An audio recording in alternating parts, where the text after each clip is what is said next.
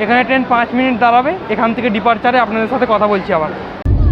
এখানে একটা ডাল আছে, এটা মিক্স ডালই মনে হচ্ছে, আর দুদিকে দুটো ডিমের কারি। সেই ভোরবেলা দীনদয়াল উপাধ্যায় স্টেশনে বৃষ্টি পড়ছিল, আর এখানে রোদটা দেখুন, আকাশ একেবারে পরিষ্কার।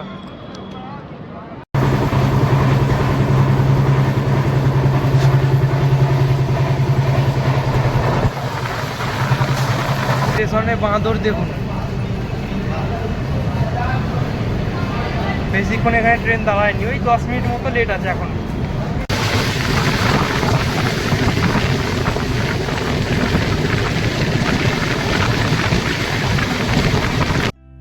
হ্যালো এভরিওয়ান, কেমন আছেন সবাই? আমি আপনাদের সামনে রনি, আর আপনারা দেখছেন বাংলার দূরপাল্লার train journey channel Roni the traveller. Howrah Agra cantt Chambal এক্সপ্রেসে এন্ড টু এন্ড জার্নির থার্ড পার্টে আপনাদের সকলকে স্বাগত জানাই। এর আগের ভিডিওগুলোতে আপনারা দেখেছিলেন হাওড়া স্টেশন থেকে ট্রেন ছাড়ার পর বর্ধমান, আসানসোল, ধানবাদ, গয়া, পণ্ডিত দীনদয়াল উপাধ্যায় জংশন হয়ে প্রয়াগরাজ পর্যন্ত ট্রেন জার্নি।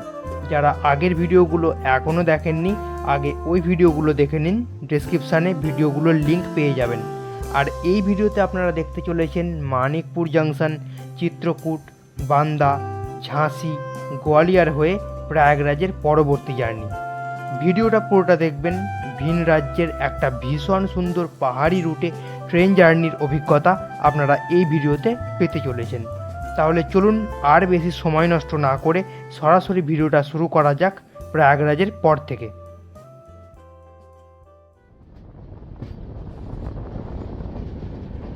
প্রয়াগরাজ চিউকি জংশন থেকে ট্রেন ছাড়ার পর একটা বড় সড়ো কার্ভ নিয়ে ধীরে ধীরে ট্রেন মানিকপুর জংশনের দিকে এগোচ্ছে।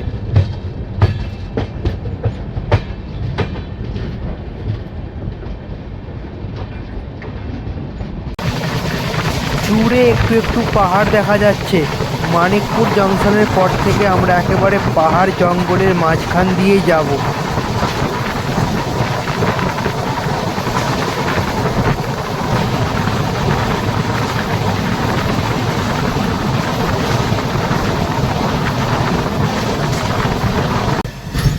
ট্রেন ধীরে ধীরে মানিকপুর জংশন এন্টার করছে।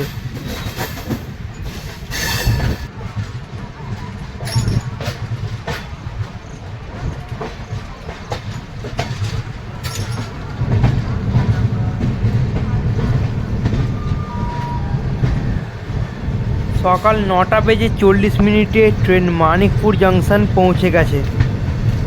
সামনে কোনো একটা ট্রেনও দাঁড়িয়ে আছে।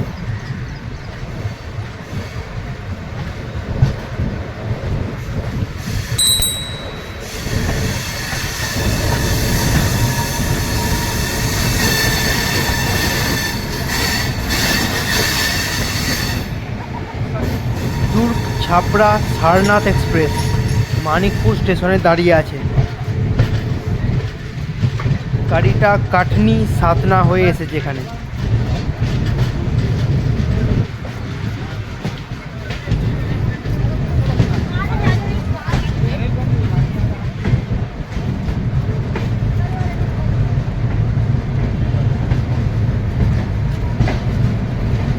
মানিকপুর থেকেও বেশ কিছু প্যাসেঞ্জার আমাদের ট্রেনে উঠতে চলেছে।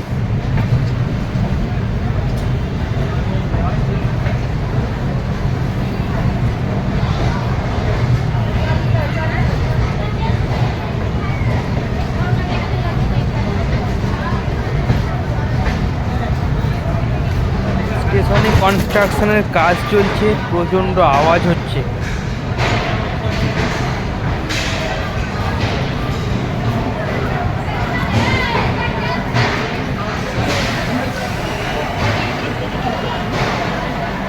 একেবারে অন টাইম সকাল 9:40 ট্রেন এসে পৌঁছালো মানিকপুর জংশন।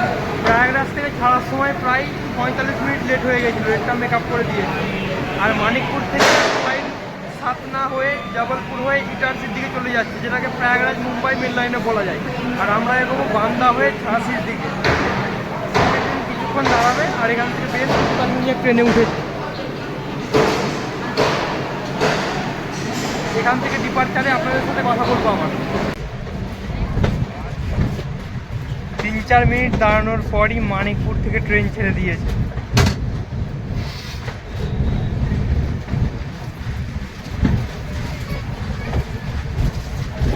আমরা আসার আগে এখানে হালকা বৃষ্টি হয়ে গেছে, প্ল্যাটফর্মে জল জমে আছে।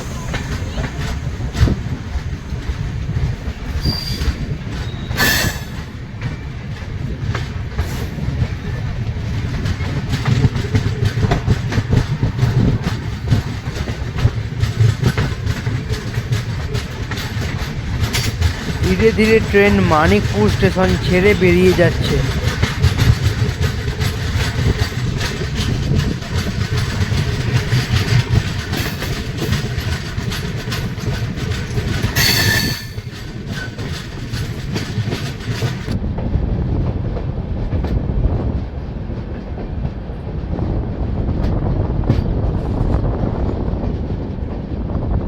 বাঁ দিকের লাইনটা চলে যাচ্ছে সাতনা জংশনের দিকে, আর আমরা এগোচ্ছি ঝাঁসির দিকে।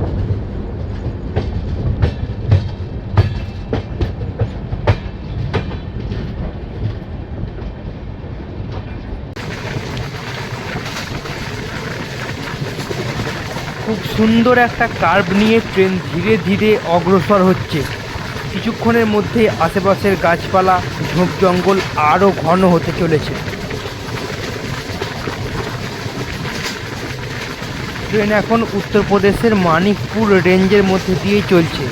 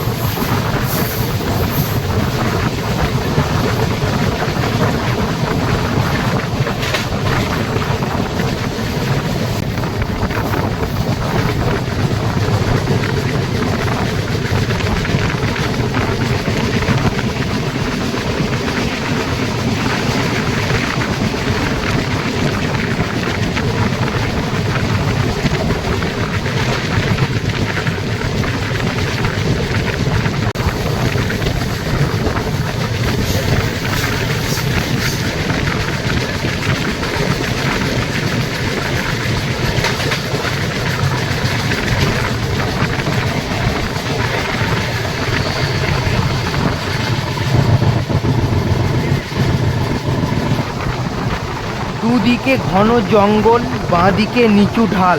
এই সমস্ত দুর্গম এলাকাতেও ইন্ডিয়ান রেলওয়ে ট্র্যাক বিছানো আছে। সত্যি ভাবলে অবাক লাগে। আর তার উপর দিয়ে রোজ ট্রেনও যাচ্ছে।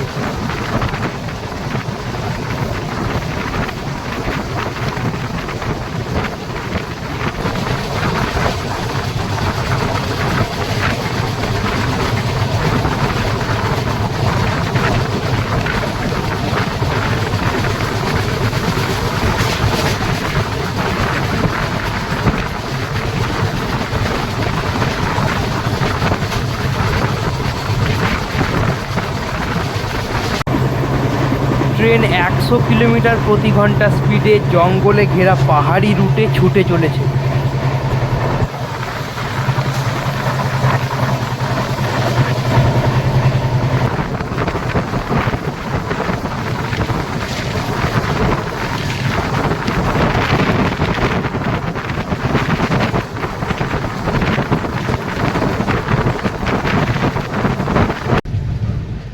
মানিকপুর থেকে ছাড়ার পর একটা ভীষণ সুন্দর পাহাড়ি পথ অতিক্রম করে ট্রেন এসে পৌঁছালো মধ্যপ্রদেশের চিত্রকূট।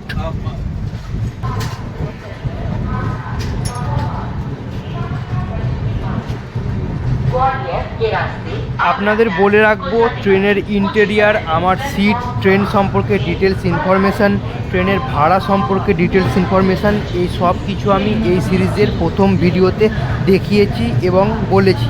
আপনারা যারা দেখতে চান তারা প্রথম ভিডিওটা দেখে নেবেন। আপনারা অনেকেই মাঝখান থেকে ভিডিও দেখে কমেন্ট করেন, তাই কথাটা বলে দিলাম।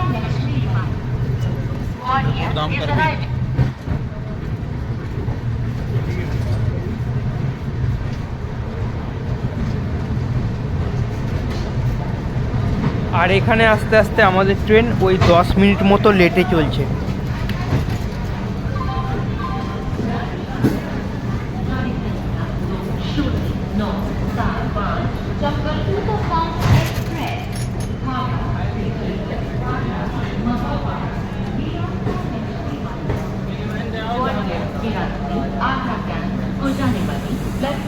অলরাইট, নির্ধারিত সময় থেকে প্রায় 10 মিনিট দেরিতে ট্রেন এসে পৌঁছালো চিত্রকূট ধাম কাটবি রেলওয়ে স্টেশন। এখানে ট্রেনে 2 মিনিট হল্ট আছে, আর এখানে আস্তে আস্তে ট্রেন 10 মিনিট লেট করেছে।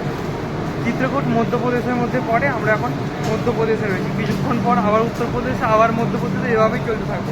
কিছুক্ষণের জন্য আমরা রাজস্থানে প্রবেশ করবো। ধোলপুর জাংশন আজকে আমাদের ট্রেনে একমাত্র রাজস্থানের হল্ট হতে চলেছে। 2 মিনিট দাঁড়ানোর পরই চিত্রকূট ধাম কাটবি রেলওয়ে স্টেশন থেকে ট্রেন ছেড়ে দিয়েছে। আর স্টেশনে বাঁদর দেখুন। বেশিক্ষণ এখানে ট্রেন দাঁড়ায়নি, ওই 10 মিনিট মতো লেট আছে এখন।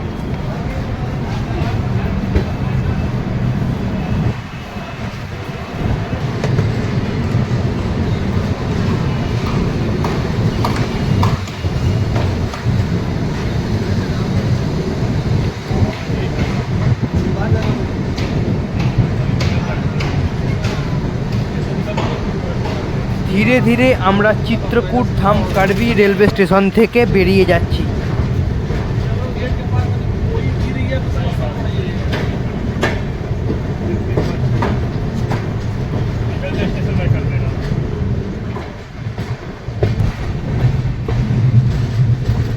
চিত্রকূট থেকে ট্রেন ছেড়ে দিয়েছে, আবার বাইরে আসবো বান্দা স্টেশনে।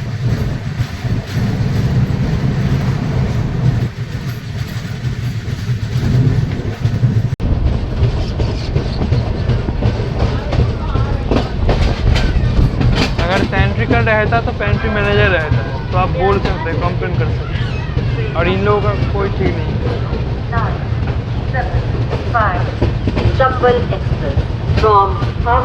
সকাল প্রায় 11:30টার সময় ট্রেন এসে পৌঁছালো বান্দা স্টেশন।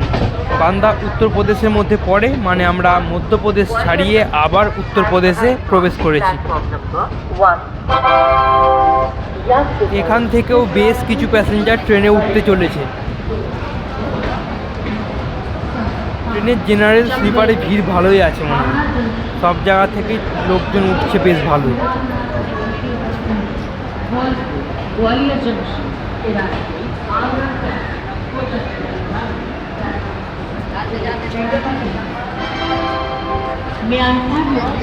দেখি যদি স্টেশনে কোনো ভালো খাবার পাই, তাহলে দুপুরের খাবারটা এখান থেকে নিয়ে নেব। ট্রেনে যারা খাবার বিক্রি করতে আসছে খুব একটা সুবিধা লাগছে না দেখি।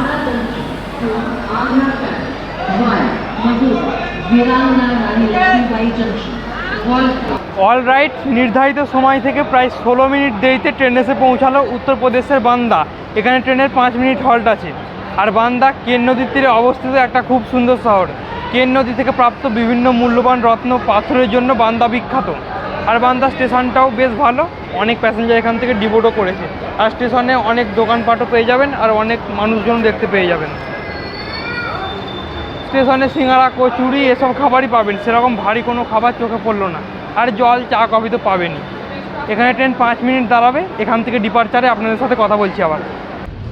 বান্দা থেকে আমাদের ডিপারচার হয়ে গেছে, আর স্টেশনে নেমে আমি ভিডিও করছিলাম, তো 2-4 জন আরপিএফ এসে আমাকে বলল, এভাবে ভিডিও করো না, কি হাত থেকে মোবাইল নিয়ে ভিড়ে ঢুকে যাবে আর ধরা যাবে না। আমি চুপ করে থাকলাম, ভালো কথাই বলছে। যদি এরকম কিছু বলতো, বন্ধ করো ভিডিও, স্টেশনে ভিডিও করা নিষেধ, এরকম কিছু যদি বলতো, তাহলে আমি তখন জবাব দিতাম।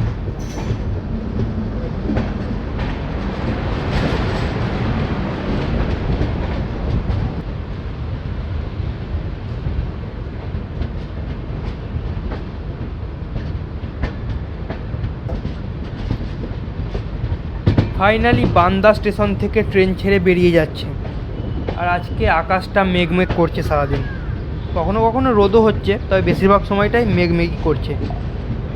ঠিকই আছে, না হলে ভিডিও করতে কষ্ট হয় বেশি রোদ হলে।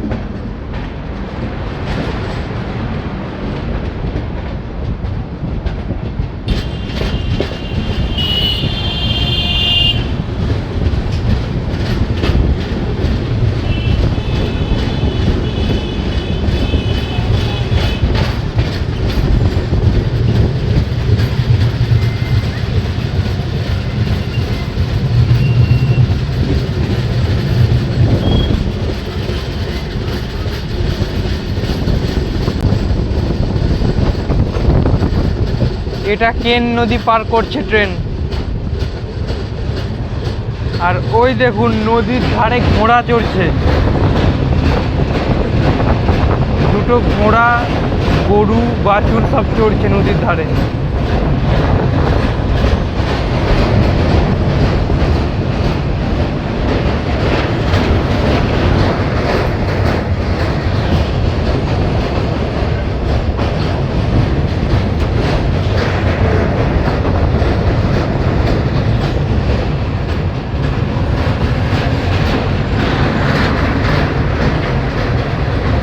নদীতে মোটামুটি জল আছে, মাঝখানে পাথর। শুনেছি এই নদীতে প্রচুর পাথর পাওয়া যায়। আর এখন বর্ষাকালে সব নদীতেই প্রায় জল ভালোই আছে।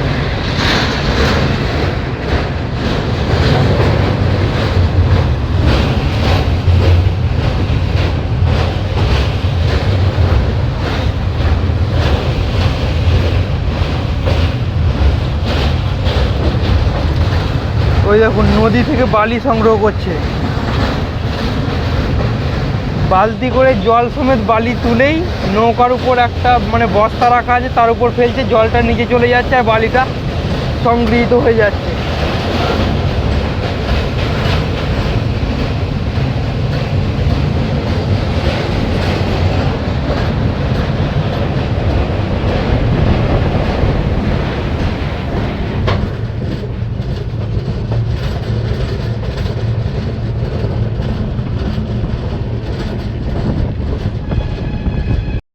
ট্রেনের লোকাল ভেন্ডরের কাছ থেকে দুপুরের খাবার নিয়ে নিয়েছি। ট্রেনে তো প্যান্ট্রি কার নেই, ট্রেনে বিক্রি করতে এসেছিলো তাই নিতে হলো। কী কী আছে দেখুন, এখানে একটা ডাল আছে, এটা মিক্স ডালই মনে হচ্ছে, আর দুদিকে দুটো ডিমের কারি। ডিমের কারির গ্রেভিটা একটু তেল কম হয়েছে মনে হচ্ছে, যাই হোক, তবে ডিমগুলো ভাজেনি। আর এদিকে ডিম ভাজেও না ডিমের কারি। আর এখানে একটা মিক্স ভেজ আছে, আলু পটল টটল দিয়ে সবজি। এখানে একটা আমের আচার দিয়েছে আর রুটি আর কয়েকটা স্যালাড, মানে শশা, স্যালাড মানে শুধু শশা। তো ট্রেনে তো কোনো প্যান্ট্রি কার নেই, তো খাবার এরকমভাবেই নিতে হবে, কিছু তো খেতে হবে দুপুরবেলা। আর আগ্রা গিয়েও ভাত সেরকম খেতে পাবো না, রুটি খেয়ে থাকতে হবে, রাতে ভাত খেতে গেলে ঝামেলা হবে। দুপুরবেলা একটু ভালো করে খাওয়া যাক, তারপর রাতে গিয়ে যা হবে দেখা যাবে। এবার খাবারটা টেস্ট করে বলবো কেমন। ডালটা মোটামুটি ঠিকই আছে, তো ডালটা দিয়ে ভাতটা খেয়ে দেখি।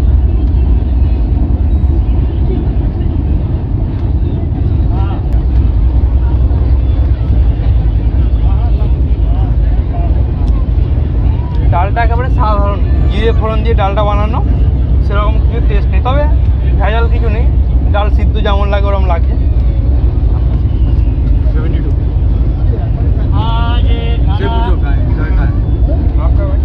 71 এই চ্যাটার্জি। ডালটা মোটামুটি খেতে বললাম, এবার সবজিটা দেখবো কেমন। সবজিটা রুটি দিয়ে খেয়ে দেখি।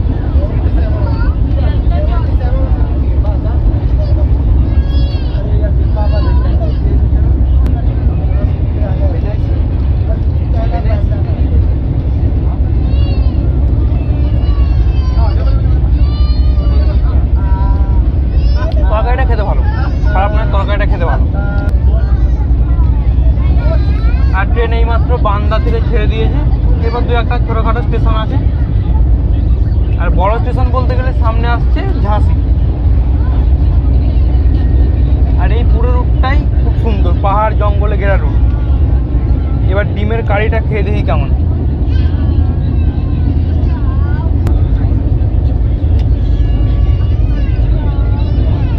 অ্যাভারেজ ডিমের কারিটা, খুব একটা ভালো নয়। দেখেই তো মনে হচ্ছে তেল কম হয়েছে, তো তেল কম হলে কি আর খেতে ভালো লাগে কোনো দিন?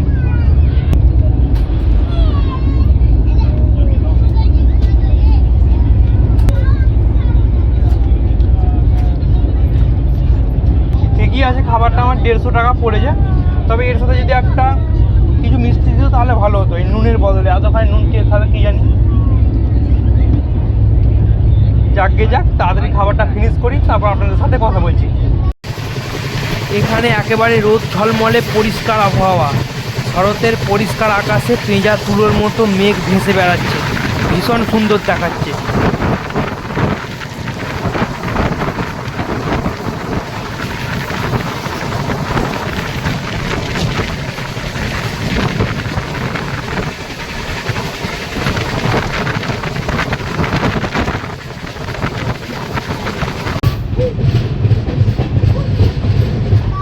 দুপুর প্রায় 1:30টার সময় ট্রেন ধীরে ধীরে উত্তরপ্রদেশের মৌ রানীপুর স্টেশন এন্টার করছে।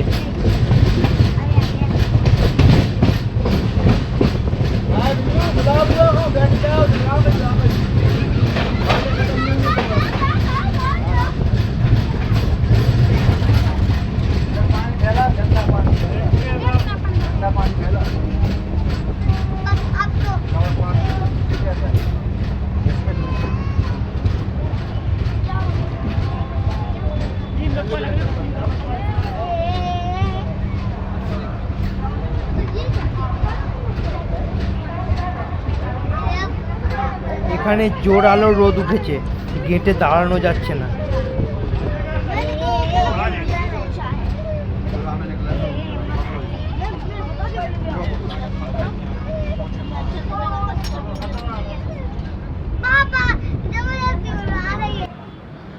দুপুর 1:40 ট্রেন এসে পৌঁছালো মৌ রানীপুর। এটা উত্তরপ্রদেশের মধ্যেই পড়ে। আর এখানে আস্তে আস্তে ট্রেন ওই 40 মিনিট মতো লেটে চলছে। এখানে ট্রেনের মাত্র 2 মিনিটই হল্ট আছে, তারপর ট্রেন ছেড়ে দেবে। আর এখানে ট্রেনের অনেক প্যাসেঞ্জার ডিবোর্ড করেছে। এখানে রোদও উঠেছে প্রচণ্ড। সেই ভোরবেলা দীনদয়াল উপাধ্যায় স্টেশনে বৃষ্টি পড়ছিল, আর এখানে রোদটা দেখুন, আকাশ একেবারে পরিষ্কার। যাকে তাড়াতাড়ি ট্রেনের উপরে উঠে যাই, রোদে বেশিক্ষণ থেকে লাভ নেই। এখান থেকে আপনাদের ডিপারচার দেখাচ্ছি। 2 মিনিট দাঁড়ানোর পর মৌরানীপুর স্টেশন থেকেও ট্রেন ছেড়ে দিয়েছে।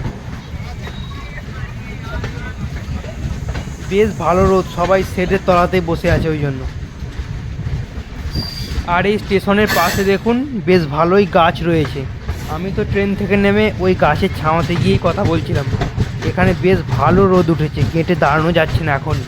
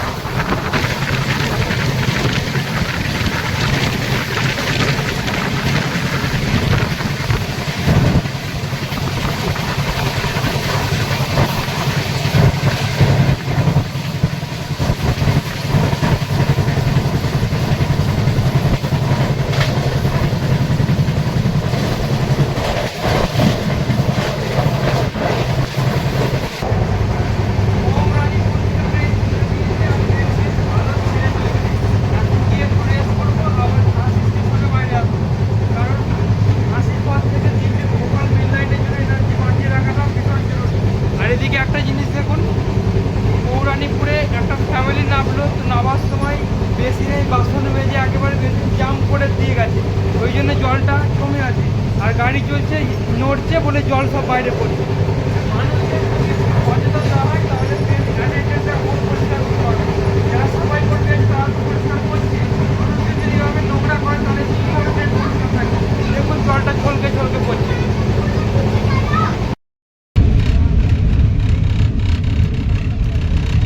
ট্রেন এখন বেতবা নদী পার করছে।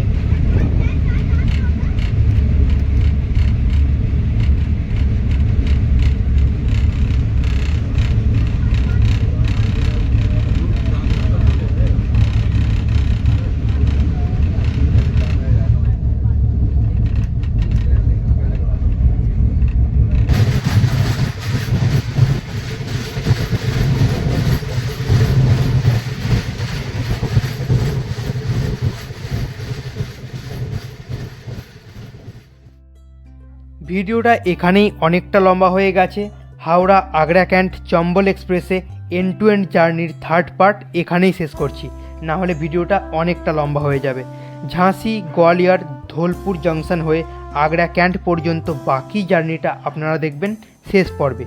এই ভিডিওটা পুরোটা দেখার জন্য ধন্যবাদ। ভিডিওটা ভালো লাগলে একটা লাইক করে দেবেন, আর যদি মনে হয় যে কোথাও কিছু মিসিং আছে তাহলে সেটা আমাকে অবশ্যই কমেন্টে জানাবেন, কিন্তু আপনার ফিডব্যাকটা দিতে ভুলবেন না। আর অবশ্যই আমার ইউটিউব চ্যানেলটাকে সাবস্ক্রাইব করে দিন, আর আপনি যদি ফেসবুক থেকে ভিডিওটা দেখছেন তাহলে ফেসবুক পেজটাকে ফলো করে দিন, কারণ আমি আপনাদের জন্য নিয়ে আসতে চলেছি এরকমই অনেক নতুন নতুন জায়গা, আরও অনেক নতুন জার্নিস। ততক্ষণ ভালো থাকবেন, সুরক্ষিত থাকবেন।